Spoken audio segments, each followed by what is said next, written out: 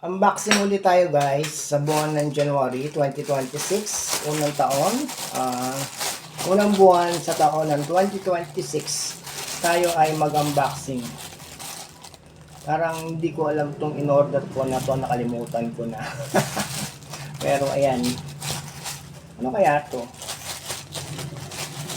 Kasi yung kahapon na dumating, ano yun, pang trash can na nilalagyan ng plastic. Pero ito, hindi ko alam kung ano to, nalimutan ko na. Pero malalaman natin pag binuksan na natin. Ito, naka-plastic pa.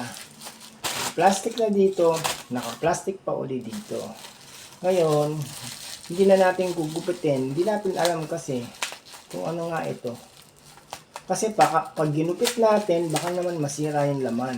Maka-plastic naman kasi, o tingnan nyo. Grabe lagay. Ano nga kaya to? Nakalimutan ko na. O ano to? Napakasimple naman pala eh.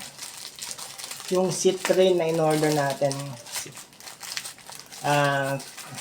Citrine na bracelet. Sabi na eh, mura lang kung ganito dito.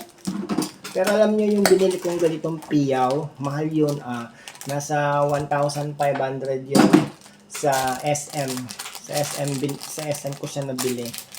Hindi ko na masyadong sinusot kasi parang matatanggal na yung maluwag na yung pisik niya. So, yung bilhin natin, mura lang siya. 169 yung binayaran natin. So, swerte daw kasi yung Citrine. So, nag-order ako at susugutin natin. Ayan. Ayan. Citrine na bracelet. Pampaswerte at pang-akit sa sa pera. Kaya, ayan, mag-ano tayo. Hindi naman masama kung tayo ay magsusuot ng ganito, di ba? Be positive lang. Alam naman natin, swertein tayo ngayong taon na to. No? So, yun lang po, guys. Ito yung in-order natin na Citrine bracelet. Buti hindi natin ginamitan ng gunting. Kasi kung ginamitan natin ng gunting, mapuputol siya. So, ayan po, yung ating Citrine.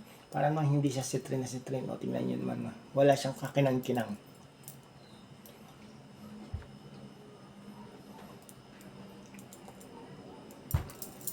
Yun lang guys, salamat sa inyong panonood at sana po ay mag-subscribe po kayo dito kay Des Lorica, ang ating KMTB 7588 bronze member.